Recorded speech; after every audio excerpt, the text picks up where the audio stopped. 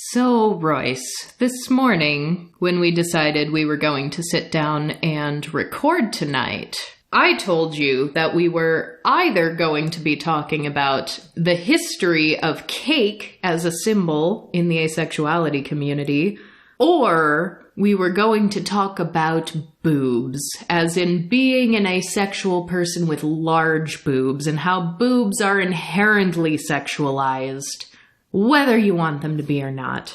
But, change of plans. We are not talking about either of those things. Maybe tangentially the boobs. But, I decided about maybe 15 minutes ago, actually, let's talk about Barbie.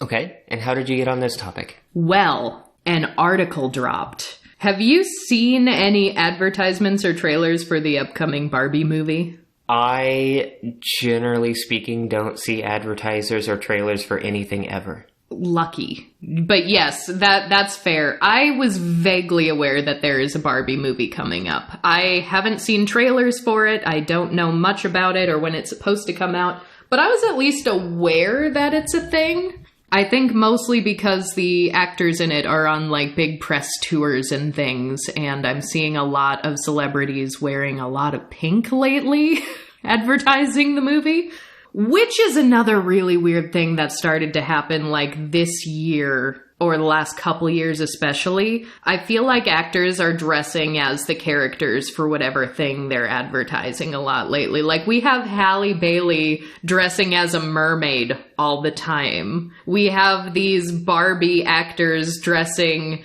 as Barbie and Ken, and like Jenna Ortega from Wednesday, I have only seen her in like black, gothic, sometimes kind of cutesy, like gothic Lolita kind of fashion. Almost exclusively. I don't know what stylist decided that that's what we're doing now, but I kind of hope it doesn't last too long. But that is utterly beside the point. Barbie is apparently being played by Margot Robbie, and I just saw an article drop where she is making the assertion that Barbie does not feel any sexual desire. So hello, we're talking about Asexual Barbie.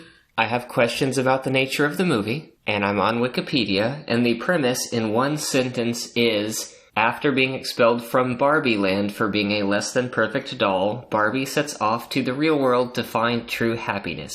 So is this I am portraying a non-human entity, I'm portraying a doll, and thus human sexuality does not enter in? 100%. Okay. Yes.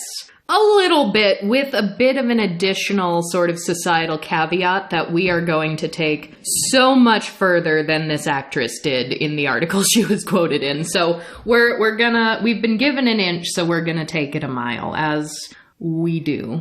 Margot Robbie has said that while Barbie has been sexualized, she, quote, should never be sexy. The Australian actor, who is starring as the doll in Greta Gerwig's forthcoming film Barbie, reflected on the discussion over whether her role would be, quote, sexy. And this came from an interview in Vogue, where Robbie says, I'm like, okay, she's a doll. She's a plastic doll. She doesn't have organs. She doesn't have reproductive organs. If she doesn't have reproductive organs, would she even feel sexual desire? No, I don't think she could. And so far, I'm honestly not that mad about that.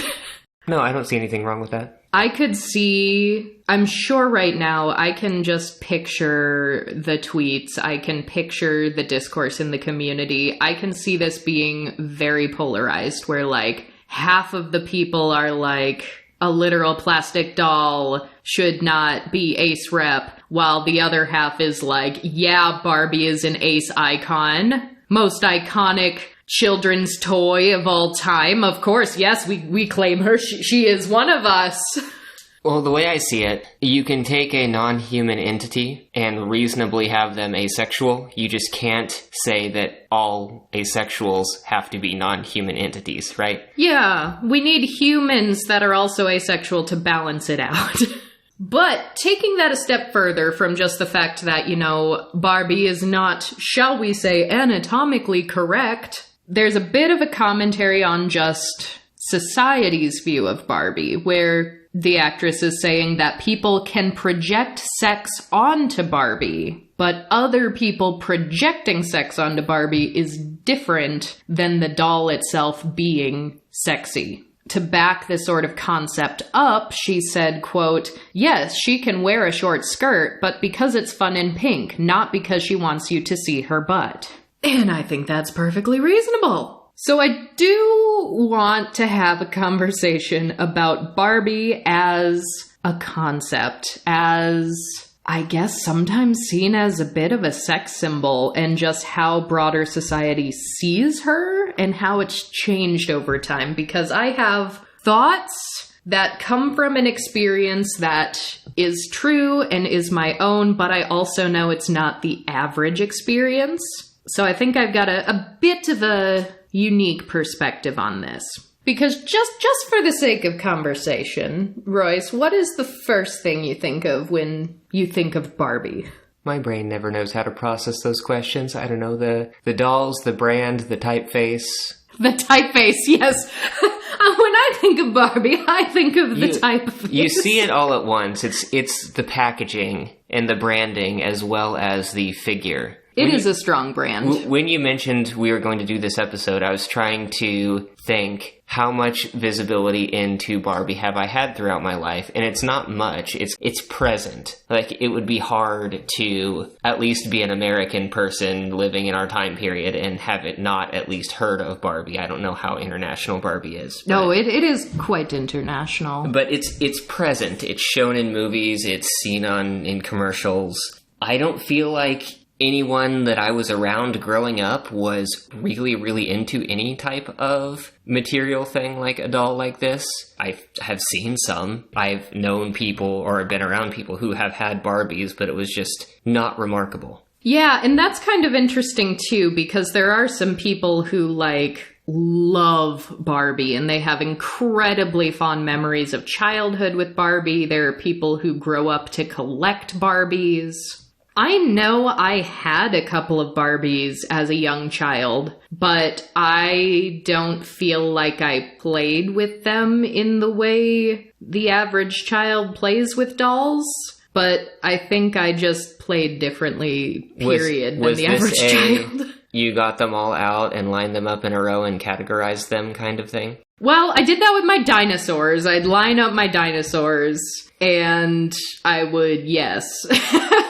By shape, then by size, then by species. Then I'd alphabetize them because, of course, I memorized all of the dinosaur species by age 5. But yeah, I always preferred, if I was ever playing pretend, I would always prefer to use my own body and act and improvise and play a game rather than having a doll that you're holding up and talking and moving around. But that was just me. Maybe I'd line up all of the stuffed animals and dinosaurs and maybe the Barbie doll or two to be an audience if I was putting on a show. I would dance for them. But they were present in my life. They were never my favorite toy. But something very interesting started happening that I noticed maybe around 2006, roughly, mid-2000s. I feel like there was such a hard discourse shift from Barbie is this beloved childhood doll to Barbie is very problematic. And it was in the mid-2000s where you'd start hearing people talk about how, Barbie has unrealistic body proportions. And Barbie, all these things people would say, if Barbie were a real human, she couldn't even walk. And people would pull that out as an intellectual, gotcha almost. And it was supposed to be a broader commentary on body image issues, which is a very real issue. And people then started to question, is Barbie good for young girls to be exposed to? And in the mid-2000s, when I was hearing, no human could actually have this type of body and she wouldn't be able to walk and all these other things, I, at the time, not knowing much about Barbie, just sort of took it at face value and probably even repeated some of those talking points because it seemed like the feminist thing to do, right? Like, well, if Barbie's hurting the body image of young girls, then surely she is an issue that must be squashed. But here's the thing. It is a lot more complicated than that. And I also think that in conversations like this, where we're talking about body image and Barbie and the sexualization of Barbie, people will often say that those go hand in hand, that the sexualization of Barbie and that the unrealistic body expectations are sort of the same thing and the same problem. And that's not the case at all from where I'm sitting. I think you can have a conversation about body image and societal expectation and separately talk about the issue of people sexualizing Barbie. But to say that those inherently go hand in hand, I think is the issue. Because if you say, well, because of the fact that Barbie has big boobs and big hips and a small waist, and she's very tall and has skinny legs, that is why she is sexualized. Well, now you're giving people essentially a pass for sexualizing different body types. And that is constantly what we're trying to rail against in the ace community, especially saying that a body does not have to be sexual. A human does not have to be sexual. And you certainly can't sexualize a body just because you are projecting sex onto it. So I think these are two separate conversations, and I want to make that very, very clear. And from my perspective, as an asexual person who kind of had Barbies, I've never been loyal to the brand, so to speak. But seeing the way the discourse around body image and Barbie has progressed over time has been kind of weird for me.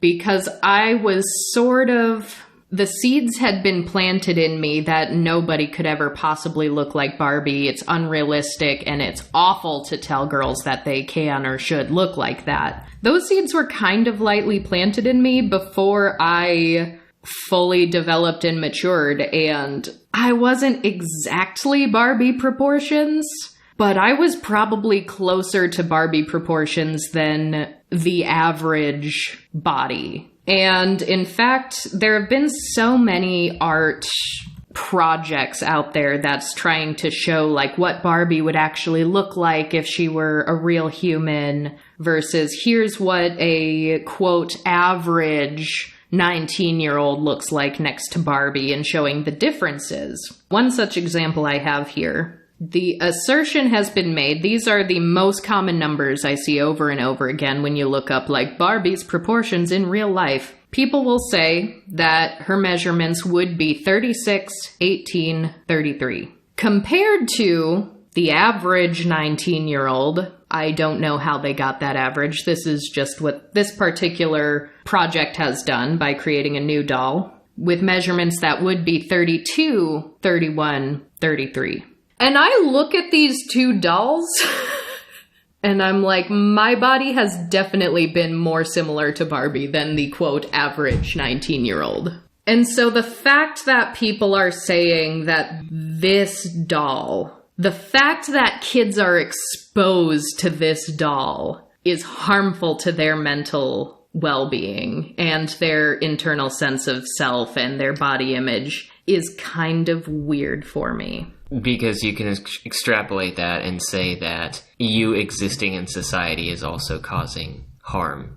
Well, to the right. Yeah. That's the thing is people are varied. I was looking up some statistics as well. I also saw the measurements that you just read off being listed as the measurements of the original doll released in 1959, which was made with a 6:1 play scale and would be 5'9", equivalent, blown up to human proportions. Mm-hmm. In similar reading, I did not see people say that it would be impossible for a person to be naturally born that way. I saw that it was 1 out of 100,000 people. Interesting. So here's the thing. I happen to have my measurements from when I got signed to a modeling agency. My measurements were 38, 24, 38. So I had bigger boobs and hips than Barbie and only 6 inches larger on my waist. The proportions were closer to Barbie, as you said, in terms of the ratio between waist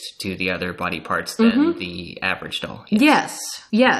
And on top of that, and I mean, I'm not 5'9". I am like 5'6.5". I think at one point, yeah, I'm like 5'6.5". So round up or down as you will. But there are also just certain things about my body that are just inherently disproportionate in a way that most people, being an asexual in a sexual society where a lot of people have sexualized me over time, I know people find it a sexually appealing feature. Like, my legs are way longer than they should be for my height. And that's something I think we talked a little bit about when we did the episode on Ehlers-Danlos syndrome. Because, like, Royce, how tall are you? I'm 5'11". So you're 5'11", but our belly buttons are, like, at the same height. Yeah, our hips line up even though I'm 5 inches taller. Yes. So my leg to torso ratio is wild. And abnormally so. And statistically abnormal body proportions is part of the EDS diagnostic criteria, or it's at least something that comes up frequently with those diagnoses. Yes. Well, and my hands and feet are also smaller than you would expect them to be for my height. Which is another thing. I mean, people will say that, oh, Barbie would only have a size 3 foot. Like, my feet aren't size 3, but they are significantly shorter than you'd expect them to be at 5'6.5". With as variable as the human body is, you can't take any one form and expect that to represent everyone. Mm-hmm. So diversity in media or in material, like toys like these, is important. Also, there is the notion that sometimes things are not meant to be realistic. Sometimes things are stylized. There are a lot of particularly, drawn media, artwork, comics that have exaggerated proportions as a standard part of the medium. And I don't know if it's really fair to say that any unrealistic depiction of a human form is inherently dangerous. Well, and that's the really, really fascinating thing, too. Because there's this sort of air of feminism around these critiques. Like, this is harmful to young girls. It's a problem. And you should be against it because it is hurting their mental health. Like, yes, anyone who cares about young girls is going to hear something impassioned like that and be like, what is hurting young girls? Yes, we do need to stop it. I think that's a natural impulse. That's a natural desire, right? And there are definitely arguments to be made that there does need to be more diversity in everything. And there are more efforts these days than when I was a child to incorporate diversity like that. And every now and then in my adult life, I've seen an article like, this company made the first doll with Down syndrome. This company made the first doll in a wheelchair, and trying to incorporate like disabilities and facial differences, even limb differences, things like that, so that people who do have, I guess, non-average bodies. That sounds terrible, but I'm looking at this doll, and we'll put this in the show notes so you can look at this doll too. I'm looking at this, quote, average 19-year-old girl, and it's like, I don't know a lot of people that look exactly like that either. So even if you're taking averages and saying, like, this is better for the average person, that is never going to represent everybody. And Barbie is such an icon, and she is stylish, and she is in some ways very aspirational. And I think that's where the critique comes from, where we shouldn't be forcing someone to aspire to this ideal if that's not natural for their body to look that way. But I will say, having the proportions that I do, especially when I was a teenager, being Barbie-esque is not a walk in the park. It is not a good thing. There are still so many things in society that tell me especially as an asexual person, that this society was not made for me. And that's very weird too, because I think, like, if Barbie were a person, right, if she were a human, people would be like, Barbie has privilege. But if Barbie was a real human, like 36, 18, she probably couldn't shop at Victoria's Secret. They probably don't have a cup size big enough for her, you know? Because those are some issues that I dealt with, right? Like, everyone would be like, oh, you've got such a small waist and large boobs, must be nice. It's like, no, absolutely not, because I can't find a bra that fits. I can't shop anywhere for normal clothes. I can't wear anything V-neck because people will think that it's inappropriate or too sexy. I'll get, like, dress coded at school for the exact same thing someone who has a flatter chest is wearing. But on me, it's sexual. It's not sexual on them. So I do vehemently reject that just because Barbie looks that way, she is sexual. Because that's a little personal. Because to me, the proportions, like, I do look more like her than the other doll. I did. When I was younger, the difference being both of these dolls are white and blonde. Lighter skin, lighter hair, that's the difference for me. So it's like, I'm not blonde. I've did the bottle blonde thing for a little bit, but I was mostly trying to go like silvery gray, and I got there for a little bit, but that takes a lot to maintain. So I did not stay there for long. And then I've started looking up some studies on whether or not Barbie is harmful to young girls. And I'm not a scientist who studies this type of thing. So I don't know, maybe I'm wildly off base, but I'm going to present it to you and our audience and we can talk about it together, because there are parts of these studies that just seem so reductive and flawed to me. That's interesting. Before we get into it, I want to say that my assumptions before hearing any information is that, yes, growing up in a society with rigid body image expectations and the whole, I don't know how to phrase this, but like how important your appearance is in, or is expected to be in many aspects of our society, that can absolutely be harmful. I think that oftentimes adults underestimate the thought process of children. Yes. As a child who grew up playing violent video games when politicians were telling parents, like, oh, don't let your children play anything even roughly adult. It's going to turn them violent. Like, I think that adults oftentimes underestimate the reasoning capacity of children, even very young children. Yes, I would agree with that, yes. And I think Barbie really, really had a moment. And I think it started in the mid-2000s, as I said, at least when I started getting wind of these very specific talking points. And ever since then, there have been articles, there have been psychological op-eds, there have been studies trying to get to the bottom of whether or not Barbie is harmful for kids. And I think Barbie's just kind of the easy symbol to attack, because Barbie can be a part of an entire system that messes kids up. But I don't think it is just Barbie. And I think to look at it in a vacuum like this and be like, we're studying Barbie's impact on children's body image, it's like, well, what else are those kids being exposed to? Yeah, if you go through the thought experiment, what if Barbie didn't exist? Would these problems still exist? And would there be different problems? Because you mentioned earlier, Barbie was created in 1959. She was created by a woman who was a mother. And the goal of Barbie was to allow young girls a chance to see themselves and play in professional jobs that traditionally women couldn't have. Like, Barbie can be a doctor, Barbie can be a veterinarian, Barbie can be all these, successful jobs.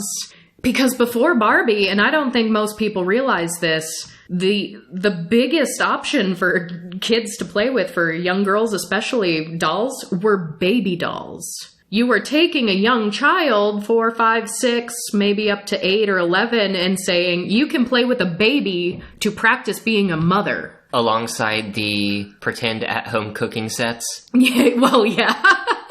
The functional ones and non-functional ones, just like prop food. Which Playhouse. are so much older than people give them credit for also, because I kid you not, in the Victorian era, 1800s, there was like a miniature cast iron stove that young girls could play with like in their bedrooms. It was seriously like a Victorian easy bake oven. You told me about this. How did you say it was fueled? Was it gas? Coal. Coal. That's even better. Of course, it was coal. But yeah, Victorian era coal-powered easy bake oven for the girls to play with. So, yeah, and like obviously baby dolls still exist, and there are some young kids who know as kids, or think at least as young kids, that they do eventually want to be a parent. Or they could even be older siblings, or they could become older siblings and just have to interact with babies in their life. So I'm not saying baby dolls are problematic. But I am saying that Barbie did break open a whole new world for, you know, girls' imaginations, for a new toy as a new avenue, because that's what play is for children, right? They're learning about themselves, they're learning about the world, they're envisioning the future, they're envisioning futures that could exist. And that's something we say all the time in the queer community, is that we need representation because young queer folks need to see the opportunities that exist for them. They need to see that there is a place for them in this world. And Barbie was kind of a big entryway for young girls to know that they don't have to just be mothers. They can be young, they can have fun, and they can have professional jobs. And they can be anything they want to be. You can dress them up and play and experiment with the different types of a person that Barbie can be. And I think we need to consider that in here, because of all the things that could possibly give young children a negative body image, we're attacking the one that's also telling them that they can be anything they want to be. Like, especially young girls. And that's why I think just having a symbol like this, that's such a strong talking point that evokes such strong emotional reactions in people, is kind of weird. It's kind of weird to me. Because I will say as well, and we are still, never fear, dear listeners, we are still going to get to that boobs episode someday. It is going to happen, because I have a lot to say that is even outside of the scope of this episode. But I will say, having had Barbies, I don't think Barbie did anything to me. And I don't know that I'm one to talk, because I look at the Barbie versus the quote average doll, and I'm like, I literally did look more like Barbie. Like that is true.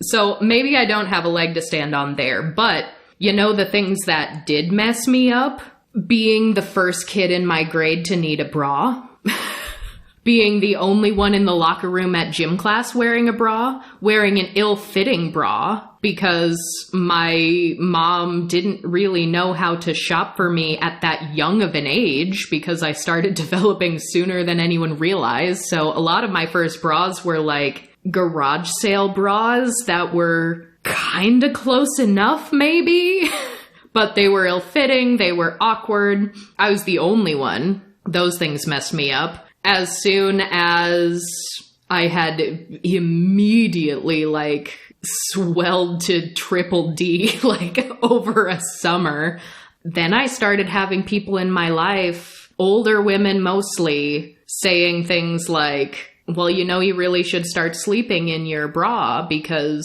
if you don't, your boobs are gonna sag earlier. And since you developed so early, you know, you don't want to be in your 20s and 30s with saggy boobs. And it's like, that messed me up so much more than any doll I was playing with a few years earlier could have, you know?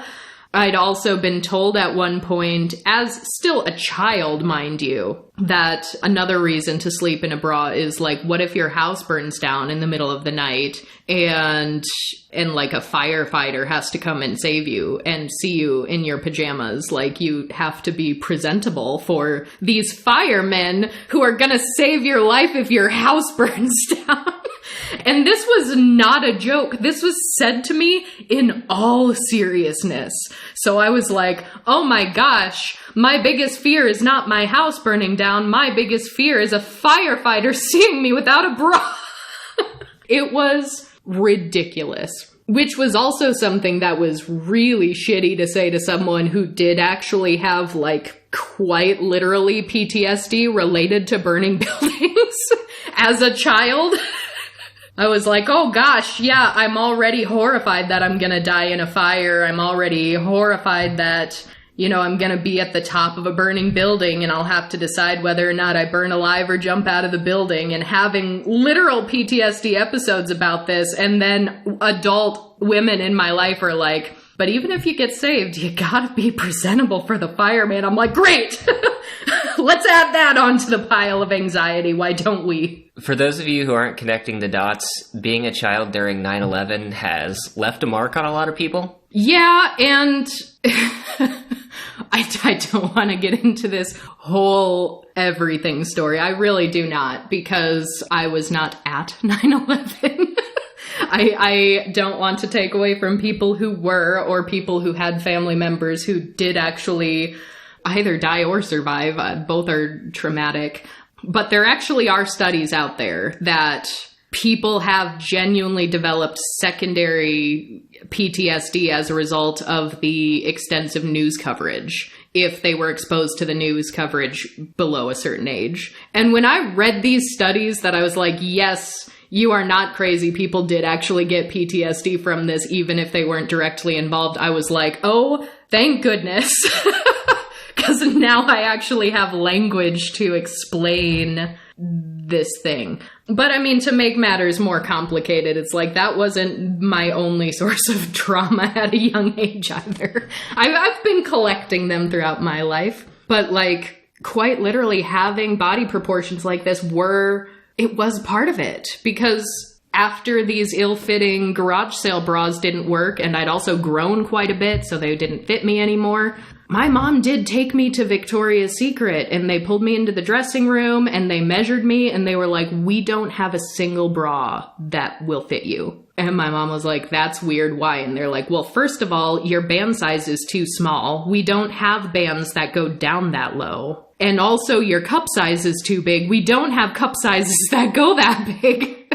Both! And like, that has the ability to mess someone up, like on an individual level, not a broader society level, than playing with a certain doll. Because that is, you know, here's a very well-known brand, a very established brand that's in most malls. It was really the only place to go bra shopping in my city, really, at the time, other than like the bra sections of, you know, your Walmarts, your Targets, which we tried there first and it didn't work. So that's why they were like, let's go get a real professional fitting from Victoria's Secret, where they'll measure you and give you the right size. And they were like, nope, got nothing for you. And that wasn't going to change. I was already so young. I was maybe 11. When I was in the Victoria's Secret, and they're like, no, your boobs are too big. And even if they weren't, we don't have a band size small enough for you. It's like, okay, what am I supposed to do? I have to wear a bra. I have to be presentable for the firemen who are going to rescue my life when my house burns down.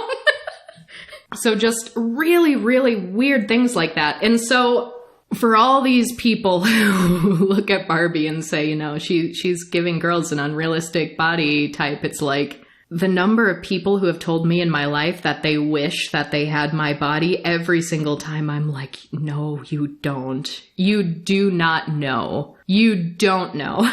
You see my Barbie-esque body and you're like, yes, society has told me I should have that body, but to live in it is a completely different story.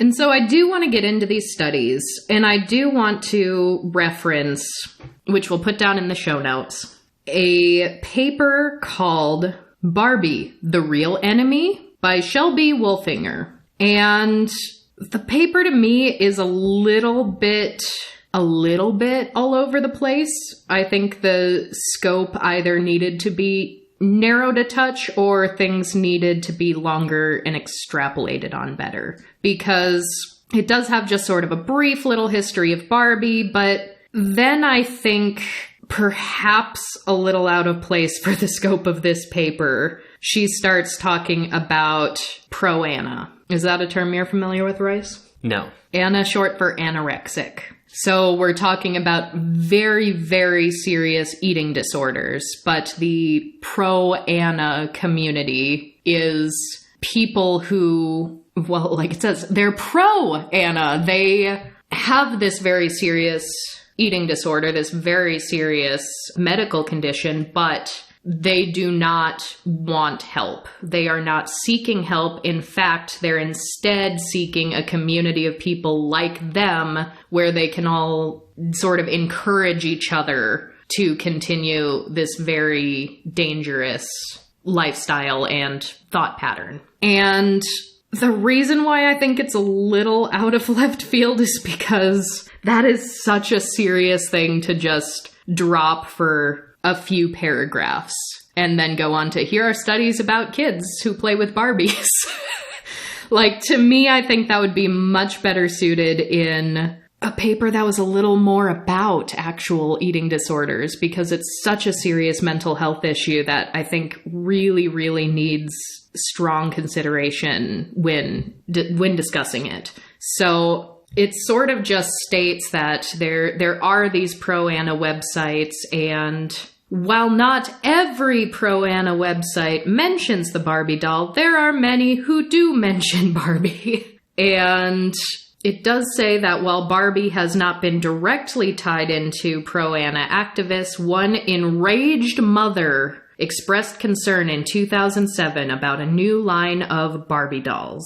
Now, this new line of Barbie dolls were cheerleaders, and there is, sort of the standard white blonde Barbie, but there's also a black Barbie cheerleader. There's a third Barbie with black hair and a, more medium skin tone, darker than the white Barbie that most people think of at first thought. And here's another thing. Obviously, the issue I have with just, here's a couple of quick paragraphs about the pro-Ana movement, which I think is wildly out of place in this paper. Just citing a single concerned mother in 2007, I am sick of the single concerned mothers. I am sick to death of the single concerned mothers, especially today, especially in 2013. Did I just say 2013? 2023. In this, the year 2013. So, in this, the year 2023, literally, we have a handful of conservative mothers who are complaining to schools and getting queer books torn off of shelves, getting BIPOC stories torn off of shelves. I just read, also literally just yesterday, that a single concerned mother in Florida complained about Amanda Gorman's poem from the presidential inauguration was available in the library, and said that was horribly problematic and she didn't want her child exposed to it. And they took it out of the library. Are you kidding me? I am sick of the single concerned mothers. Most single concerned mothers do not know what they're talking about. I'm sorry to all of the single concerned mothers out there, but there are actually groups, coordinated, organized groups of mothers that do very good work. There's Moms Demand Action Against Gun Violence, which to me, I'm like, yes, gun violence is a concern. Too many kids are being shot in schools in this country. Let's maybe try to fix that. That is so much more dangerous than a poem, but we're going to try to not make this Courtney political rant hour. But in any way, this one enraged mother expressed concern in 2007, stating that these are pro-Ana dolls. She declares that this line of dolls were made to directly influence young children to consider anorexia as an alternative to dieting and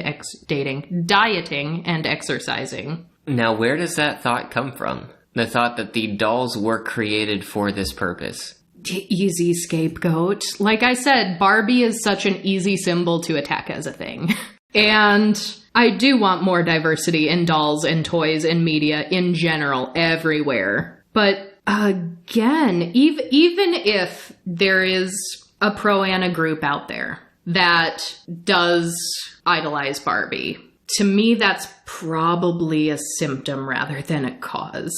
Well, yeah, I was looking over some of this material as you've been going through these papers, and the one that I'm looking at was published in 1996. It's called Ken and Barbie at Life Size, and I'm just looking at the abstract, and it points out the probability for someone to be approximately Barbie's body shape is less than 1 in 1,000. But then it says Ken is more realistic at about 1 in 50. Interesting. To try to show the difference. But this is all based off of proportions. And if you were to dig into that more and look at Ken's facial structure or his visible abs, some of those are much less commonly naturally represented. And then you get much more into Hollywood symptoms. How every male action movie star has a body type that they have to strenuously work for and can really only hold up for a short amount of time because of calorie restrictions or dehydrations or abundant exercise,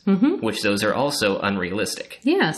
And so after that sort of primer, the paper says, my thesis is exploring the possibility that Barbie can cause long-term effects on women. If this is true, then there is a possibility that Barbie is a factor in the pro-Anna movement. Also, if the makers of Barbie are advertising for pro-Anna and people start to see that, it may cause an increased body dissatisfaction within women. I don't know what corporate Barbie looks like these days, but corporations are evil, so I'm not giving them a straight pass. But I don't think there are executives here being like, let's make kids anorexic.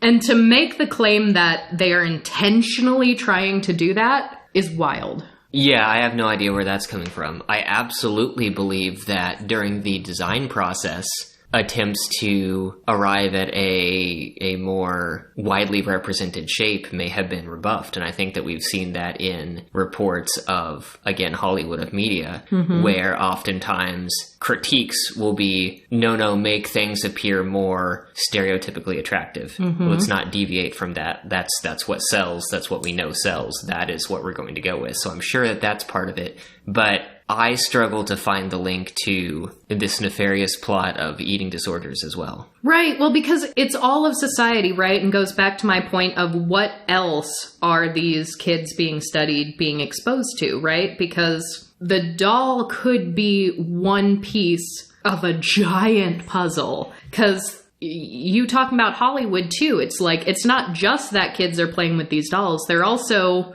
seeing movies and TV shows where all of the people do tend to have these unrealistic body expectations.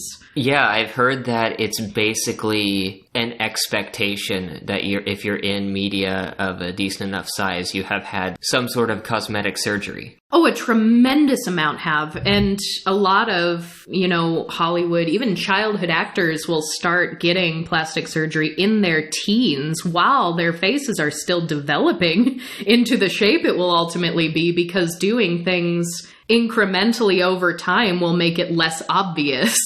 And a tremendous number of people that you see in Hollywood have cosmetic surgery, which is not inherently a bad thing. I'm not demonizing cosmetic surgery. I think it's a great option for certain people, but there's sort of an air of secrecy around it in Hollywood. There aren't a lot of actors and actresses that have these very aspirational bodies and faces that are talking about all of the medical intervention that is being done to keep them looking that way. And like you said, for very muscular, like actors who are in superhero movies, they have these such intense regimens, but it's not just working out. It's also dehydrating yourself, because if you're properly hydrated, you are not that cut. I've had friends that are bodybuilders and will be in,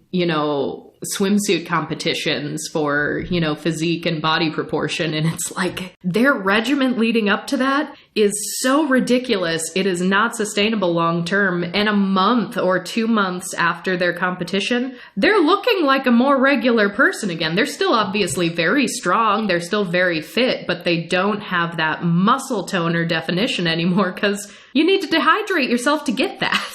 And that's one thing that I think people don't always realize, because there are certain appearances that people look at and just assume is healthy. Sometimes people who are in bodybuilder shape may meet the definitions for being anorexic. Mm-hmm. At least at certain stages, if they're trying to cut down on fat. Sometimes people who are very athletic may have nutrient deficiencies, because there are eating disorders that, run the spectrum. It's not just about being very thin. Yeah, and that's actually an interesting thing too, because I think, at least from doing sort of research into Barbie and this emerging discourse of her that started around the mid-2000s, I think maybe the usage of the word anorexic has either evolved or in some cases might have been misused also, because I'm seeing so many things from this era where people are like, if Barbie were a real person, her BMI would be this and she would be considered anorexic. And I don't think... like anorexia, and I am speaking also as someone who has dealt with and recovered from eating disorders, it isn't just having a low body mass index, which I know how antiquated that is, but this is what that's the language people use to talk about this. Well, did I just misspeak then? I was under the impression that the classification for anorexia was calorie-based. It was...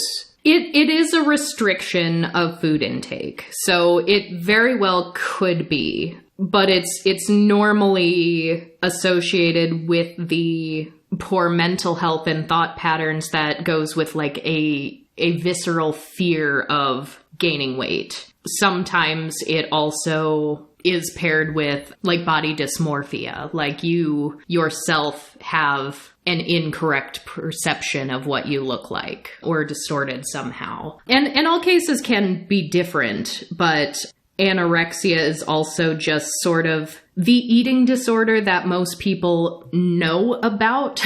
But there is a lot of different types of disordered eating out there. And there is actually, muscle dysmorphia where you're not necessarily thinking, oh, I think I look fatter than I am, and that is causing me distress. It could be like my muscles aren't as big as they are, or I think my muscles are too small. So that can come with calorie restriction or increased protein. That can turn into disordered eating and can also accompany like really intense gym regimens as well. So... and that's not necessarily always gendered.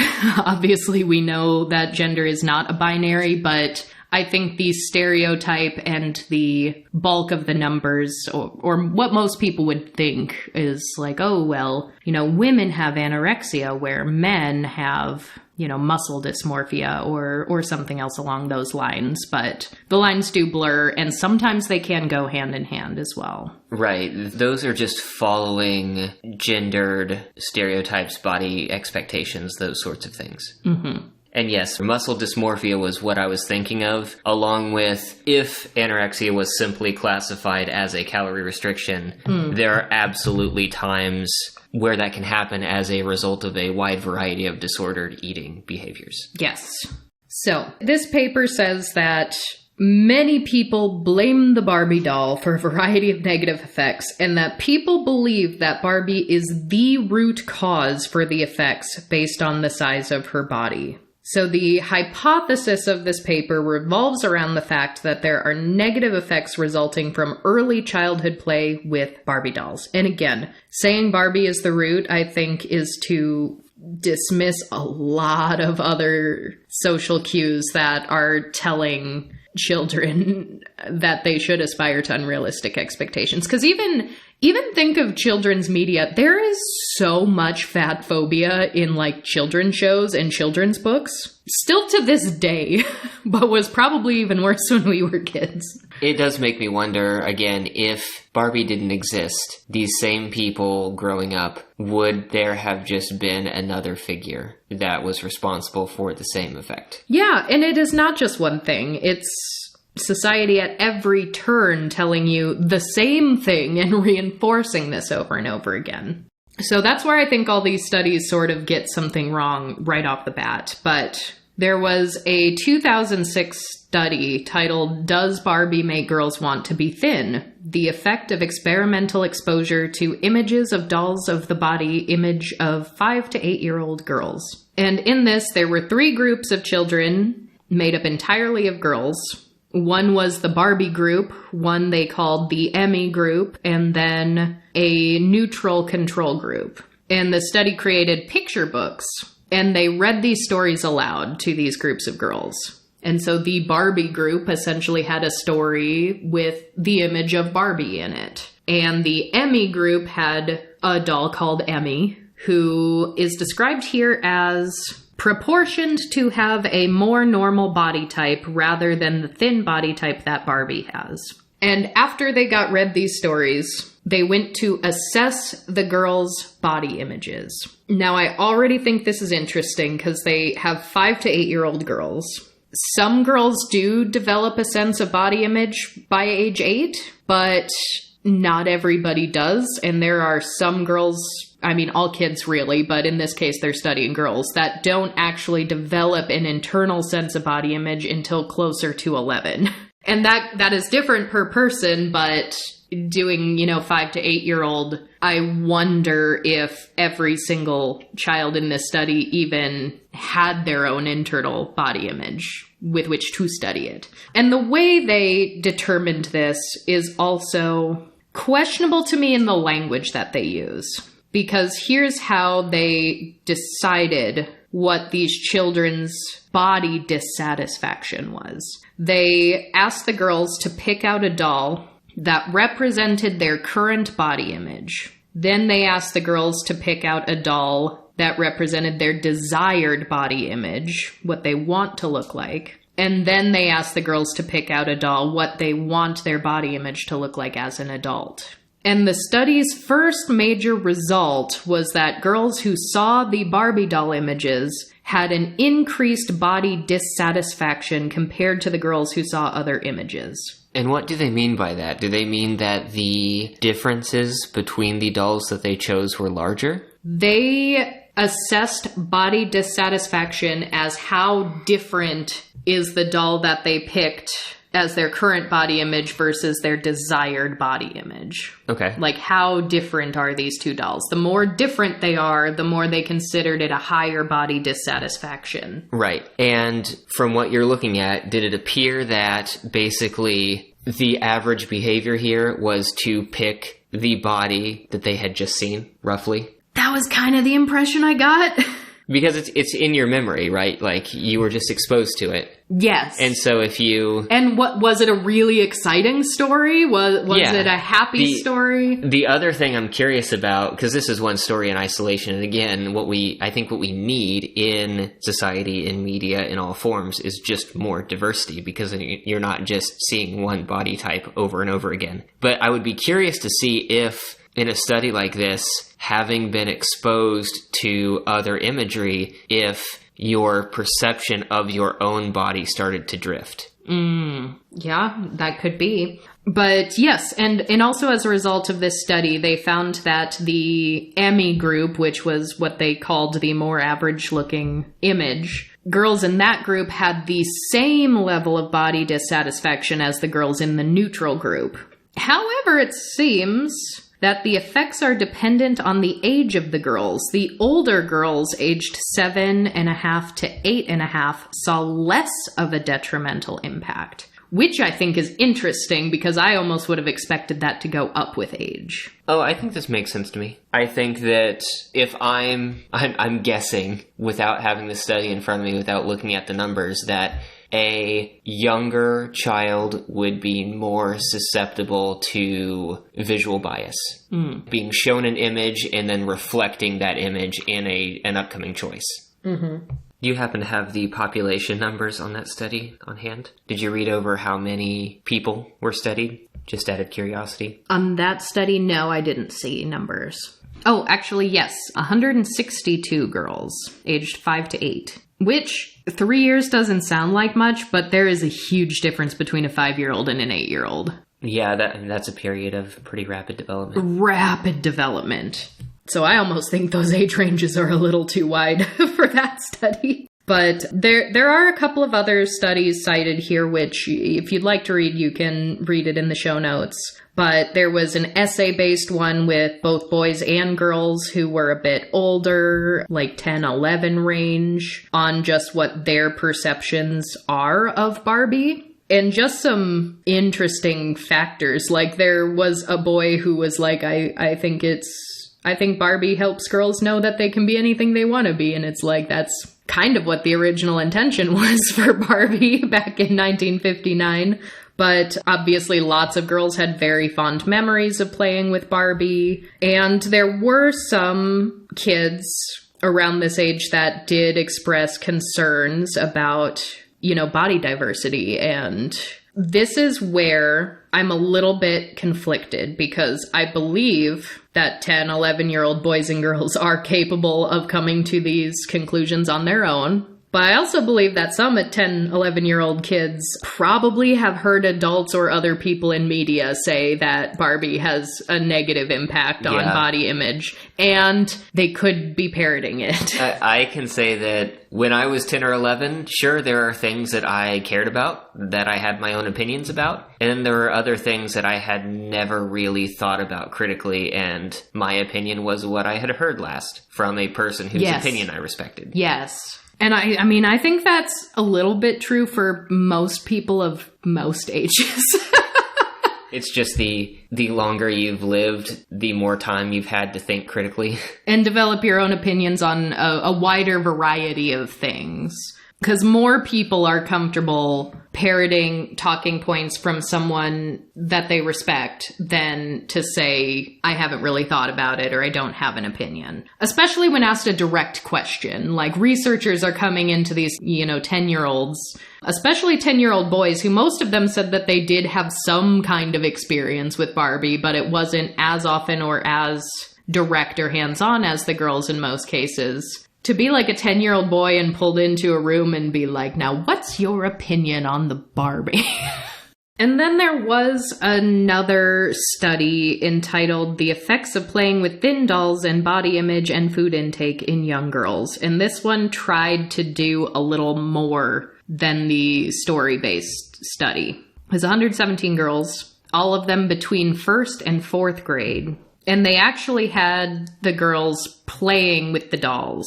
So they had a Barbie doll and then they had an Emmy doll. But the Emmy doll, they realized, was quite a bit taller than the Barbie doll. Like she had, quote, more average proportions, but the doll itself was also just physically bigger than the Barbie. So they made a third doll that was the same height as Emmy, but had proportions more similar to Barbie to try to account for that potential difference. And the study was taking the girls into a separate room where they got either a Barbie doll, an Emmy doll, or the third kind of hybrid Tyler doll, or no dolls at all, they got Legos. And if they had a doll, they were asked to dress the dolls for work and then for a party. And if they had Legos, they were just asked to build a house. And they got 10 minutes of playtime. And then they were asked to fill out a survey about their body esteem and their satisfaction with their own body image. After they were given this survey, they were then given 3 pre-proportioned bowls of chocolate-covered peanuts, where it says here, each bowl had a different color, and the girls were given 8 minutes alone with the bowls to taste them and decide which one was their favorite. After the 8 minutes, the examiners gave the girls a questionnaire asking about their interests. I am not in this field, so maybe there's something I am very unfamiliar with, but Dolls aside, it seems weird to give them a survey about how they view their own bodies and then be like, here's chocolate-covered peanuts. It's almost like setting them up to overthink, you know? At least that's what I would have been doing as a child. I'd be like, oh no, these things are connected. Someone's asking me about my body and now they're giving me food. It's a trap. Don't eat the food. What was the reasoning behind the different colors of chocolate peanuts? Does not say. I don't know if they were just trying to add a control like, oh, did you pick this because it's your favorite color? But then it gets kind of odd because the results being concluded here are that the children viewed both Barbie and Tyler as being significantly thinner and slimmer than Emmy. Well, yes, they literally are. And children can see that. But they also found that the older girls had less body dissatisfaction than the younger girls based on the survey, which does coincide with the previous study that kind of found the same thing, that older girls were a little better off. But then it goes on to say that while there were discrepancies with body esteem, it seemed to have been related to the girls' BMI and not the dolls.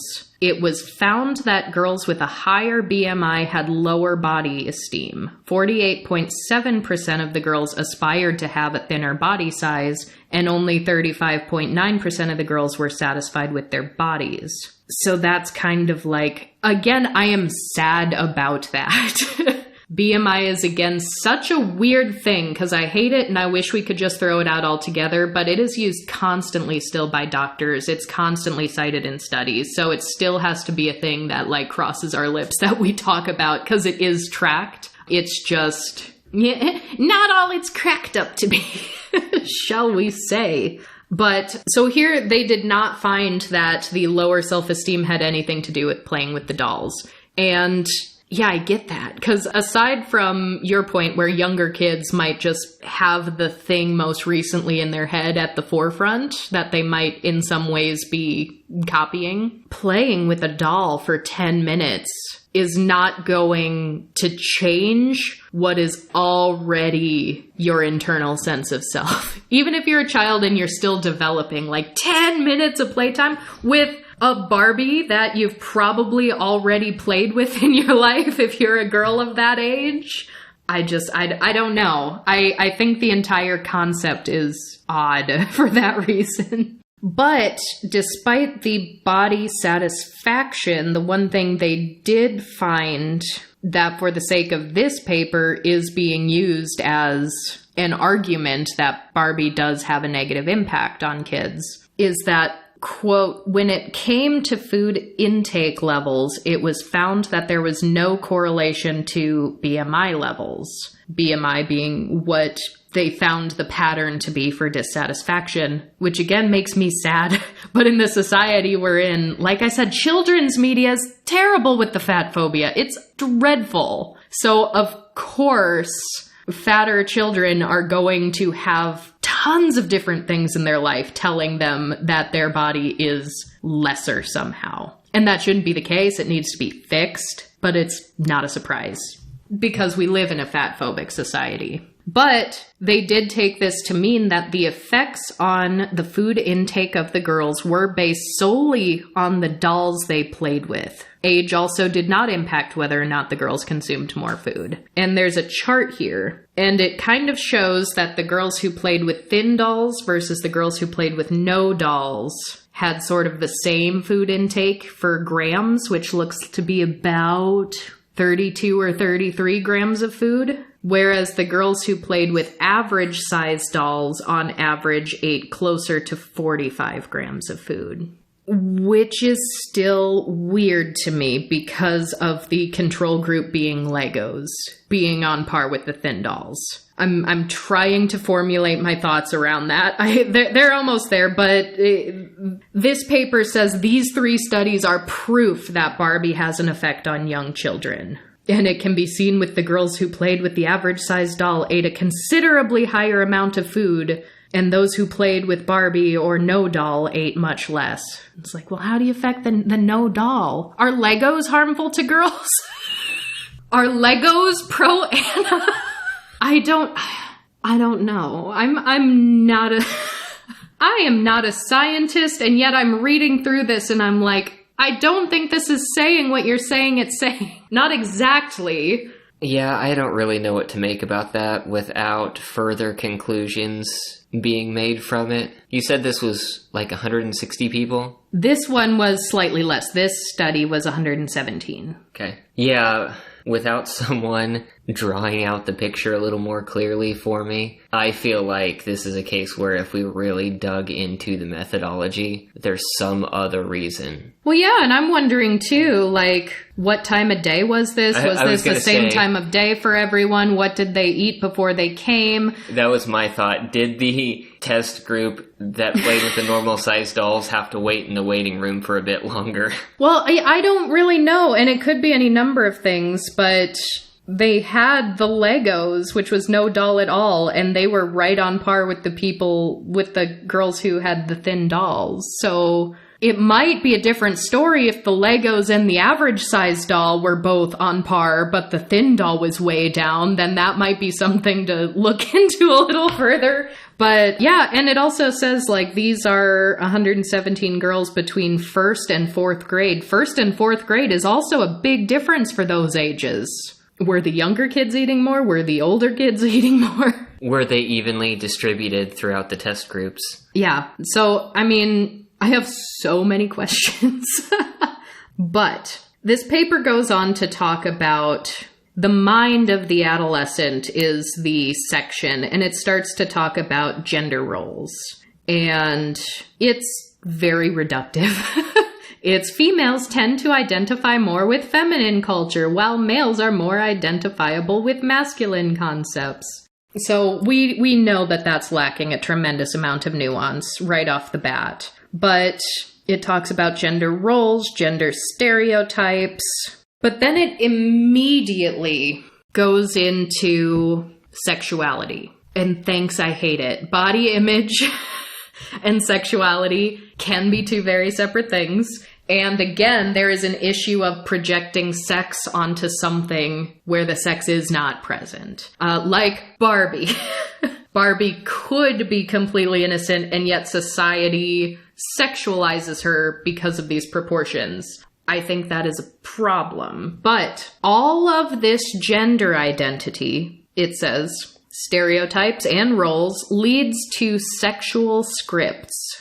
Sexual scripts are the norms that people find socially acceptable when it comes to sexual activity and finding, quote, eligible sexual partners. These socially acceptable sexual scripts are reaching younger audiences, girls aged 7 and 8. These scripts are reinforcing the ideals that women should be valued on their beauty instead of their brains or personality. An example of this is padded bras.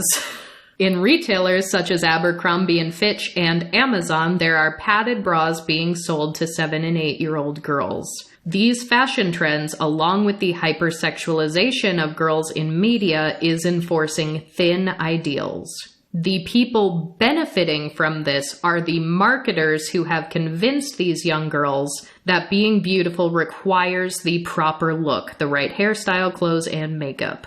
And then it talks about the person who built a life-size Barbie doll and what her proportions were and all that, but I don't think ideal, quote, ideal body image is inherently tied to sexuality. I, as well as many other people I know, have developed eating disorders that have been completely removed from sexuality. It hasn't been with the desire to appeal to a sexual partner. It hasn't been with that in mind at all.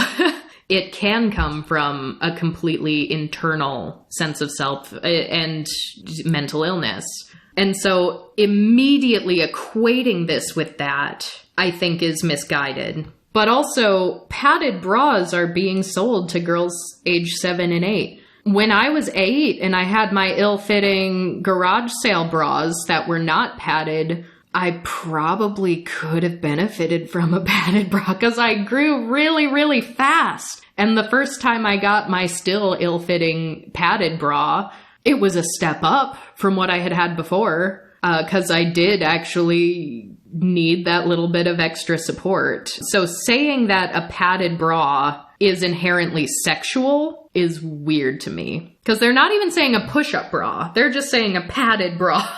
And there are different things with like comfort, with support, with size, what is available in your size that can all contribute to that. That doesn't have anything to do with sex. It just has to do with personal comfort. And the idea that these are being sold to girls age 7 and 8. They aren't being sold to girls 7 and 8. They're being sold to their mothers, to their aunts, to their grandmothers, to whatever adult in their life is helping them shop for bras. And that again goes back to my point of what else are these girls seeing? What else are they hearing? What are people directly in their lives telling them? And what are they seeing on TV? What are they seeing these days on YouTube? Hypersexualization of girls is a problem, but I don't think selling them a bra is. I don't know, the fact that this is now being lumped in a study that's supposed to be saying that Barbie is harmful for girls. Well, now you're kind of expanding the scope of it to say that there are these other things, and it's like Barbie didn't cause Amazon to start selling padded bras. You know, there are nuances here that are being fundamentally missed and like largely brushed over.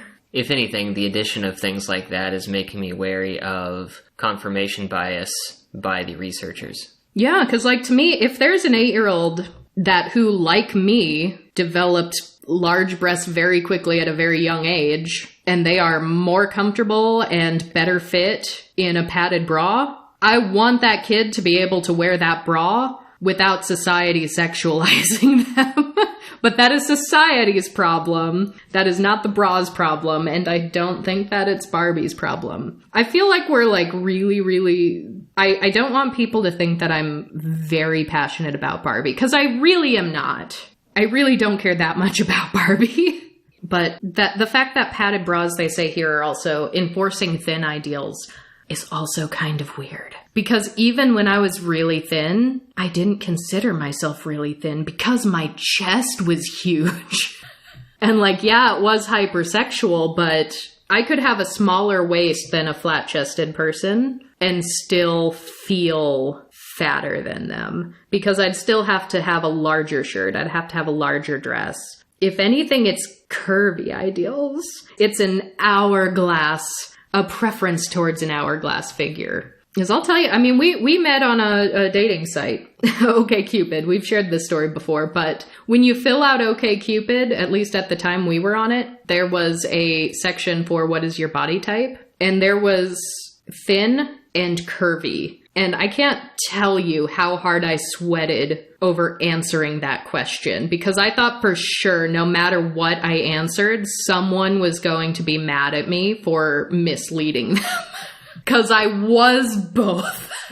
So this researcher, after collecting these studies, making this hypothesis, had seen that based on what these studies are saying from these findings, that Barbie has a negative impact on younger girls, but older girls don't have that negative impact. This researcher wanted to see if Barbie had an effect long term. So there was a body image survey for various women trying to analyze the effects of Barbie's unrealistic body. And this researcher concluded after this survey that there are, quote, no long-term effects created by the doll. And the researcher sort of concludes that it is a common fact for most of the women in the survey that their body satisfaction did dip during their teenage years, which I would argue is common for most people.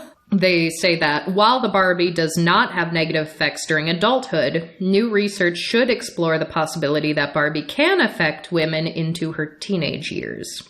I think there's just too much in society that's constantly reaffirming this, that it's too reductive to take any one thing and try to extrapolate this much about it. Yeah, I think the human experience is too varied to isolate one specific thing and pull that out or analyze it. There's just too much information. There's too many things that we're exposed to, including like all of the people around us on a daily basis. Yeah, without like wildly unethical studies that should never be done, where you're like sequestering children away and intentionally exposing them to only certain things, which like, I don't even want to put that out there. Like, let's not give the scientists any ideas. We can't give the scientists ideas.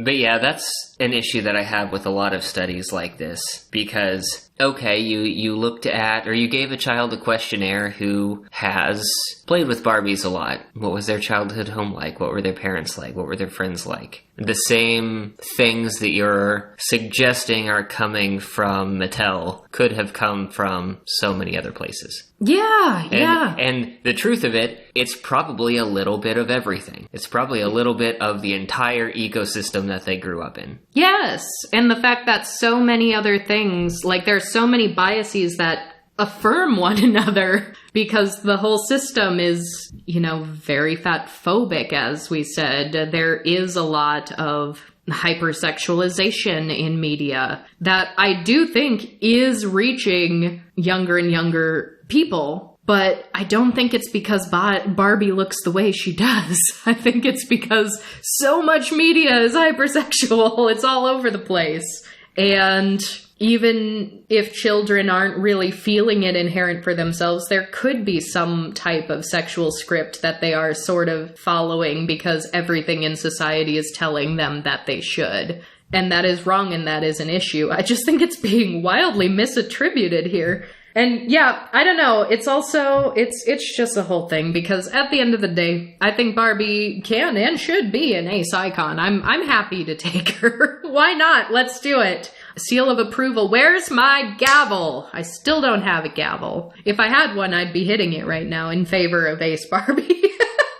But again, to say that a doll that looks like Barbie negatively impacts kids, I still don't know how to make sense of that, because imagine a world where everybody unanimously says, Barbie's wrong, kids shouldn't aspire to this, no more Barbie, all dolls are going to be, quote, average proportions. I think of what it would have been like to grow up in that world with the body that I did, and it might have even been weirder and harder. I don't know. I don't know. Because like your statistic of 1 in 100,000, that is rare, but that still is some. So, I don't know, just more diversity I think fixes this. More diversity in everything. In Hollywood, in toys, in children's media. Because I think more so the issue than the fact that Barbie looks this way is the fact that Barbie has such a monopoly on like the young girls demographic of toys. Like everybody knows that name. Nearly all young girls have played with a Barbie. Many young boys have played with a Barbie. But then I think there are also other dolls that are not Barbie that are equally as skinny and curvy, if not more than Barbie. So I don't know. I wasn't gonna watch the Barbie movie, but maybe now we will. I'm okay with asexual Barbie. I really am. Whether she herself is asexual, I am going to vehemently defend that people should not be projecting sex onto her. So thank you, listeners, so much for being here. Stay tuned, because we are still gonna get that boobs episode recorded, because I have more to say on the matter with more personal anecdotes, more studies, more news reports, the whole shebang. So until then, goodbye!